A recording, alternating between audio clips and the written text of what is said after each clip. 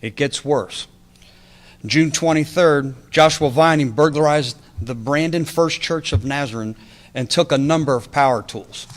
And days later, Vining broke into the Chopsticks restaurant on East Brandon Boulevard and made off with cash and an iPad.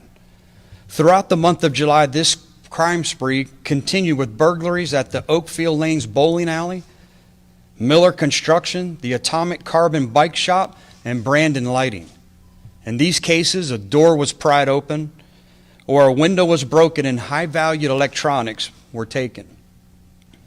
During these burglaries, 46-year-old Jason Slater helped Vining with the actual burglaries or helped by selling the stolen property to a local pawn shop.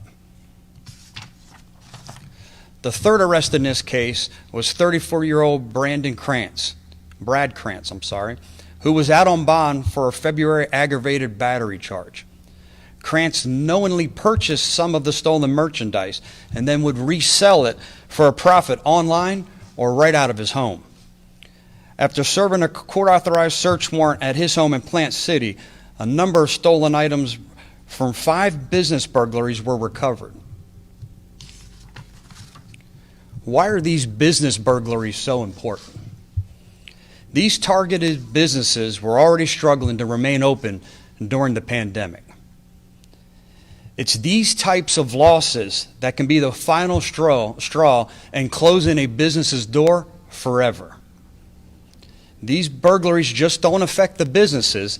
They affect all of us as consumers, as the losses are passed on to all of us. I'm very proud of the diligent work by our detectives who identified these suspects and put an end to this month-long crime spree.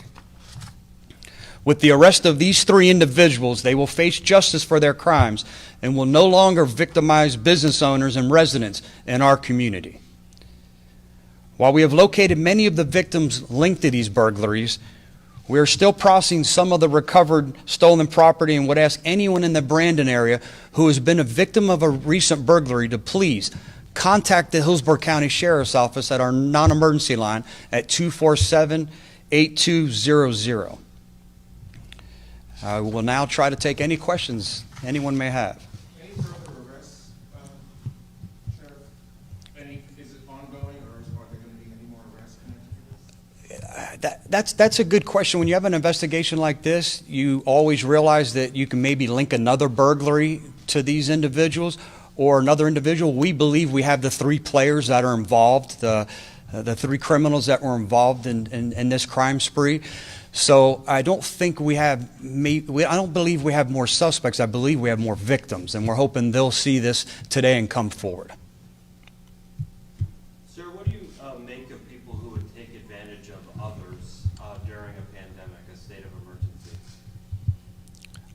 Simple word, it's despicable. We have individuals that are struggling to put food on the table. So to go remove an item, steal an item from their front porch that they've worked so hard for, that's taking advantage of a victim who's already been victimized. Same thing with these businesses.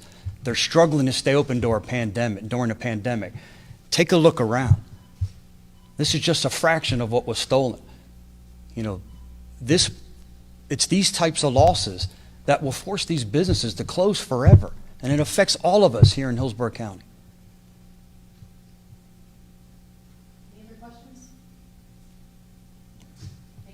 Thank you, everyone. Appreciate you coming out. Again, the detective, the supervisors, great job. Wonderful job.